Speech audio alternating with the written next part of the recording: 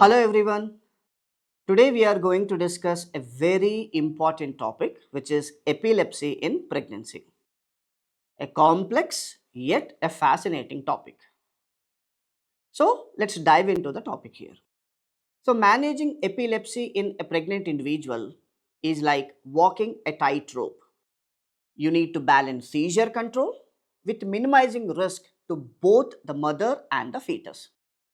So this is why we need to approach it carefully, systematically, and with a deep understanding of the underlying physiology and pharmacology of this particular topic. So, let me begin with how common this is. So, in the United States alone, about 1.5 million women of reproductive age live with epilepsy. Of these, approximately 24,000 women become pregnant every year. That's a significant number. Now, here is something important. Most women with epilepsy don't experience change in seizure frequency during pregnancy. However, in a subset of patients, seizures can increase due to physiological changes in the pregnancy, which we are going to discuss shortly. So, before that, let us discuss why folic acid is critical here. Like, before we go further, let me emphasize one thing, mainly about the folic acid supplementation and its importance. Remember, folic acid supplementation is non-negotiable in the pregnant individual. Every individual capable of becoming pregnant, especially those with epilepsy, must take folic acid. Now the question is why? Mainly because folic acid reduces the risk of neural tube defects. These defects can result from teratogenic effects of certain anti-epileptic drugs.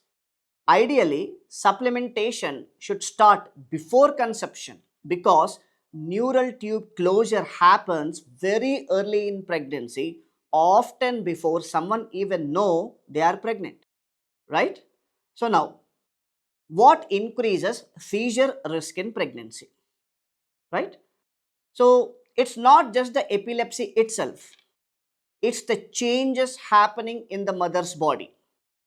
So here are some key factors I want to explain. So reduced AED plasma levels. So during pregnancy, the body undergoes several metabolic changes. The liver becomes more active due to hormone induced enzyme induction, which speeds up the breakdown of anti epileptic drugs. So the kidney filters blood faster, leading to increased renal clearance of the drugs. As a result, the effective concentration of anti epileptic drugs in the blood decreases, making it harder to control seizures. I hope you have understood this concept now. Next, very important thing is the hormonal changes. During pregnancy, there is an increased estrogen to progesterone ratio. Now remember this very important point. Estrogen is a proconvulsant, meaning it can promote seizures, and progesterone is anticonvulsant. So when it is relative levels drop, the risk of seizure increases. Next is the psychological stress.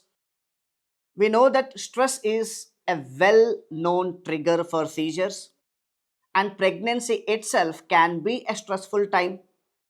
Concerns about the baby, family dynamics, or managing epilepsy in the pregnancy itself can all contribute to the stress. Next is the sleep deprivation. Mainly in the later stages of pregnancy, sleep can become a luxury due to mainly physical discomfort and also other factors like frequent urination or anxiety. So, this lack of rest lowers the seizure threshold. Now, how do we manage epilepsy during pregnancy? This is where things gets interesting. Our goal is mainly twofold. Mainly the first one is keep the seizures under control, and next is minimize the risk posed by the anti-epileptic drugs to the developing fetus. These are the two important points we need to focus whenever we are planning about the treatment. So what is the pre-conception planning here? Ideally, management starts before conception itself. So measure the patient's baseline AED levels and optimize their medication. So choose anti-epileptic drugs that are effective, but how low teratogenic risk are there? So therefore, which anti-epileptic drugs are safer in pregnancy? So among the anti-epileptic drugs, lamotrigine and levetiracetam are preferred because they are the lowest risk of causing major congenital malformations. Next, another famous drug is a valproate.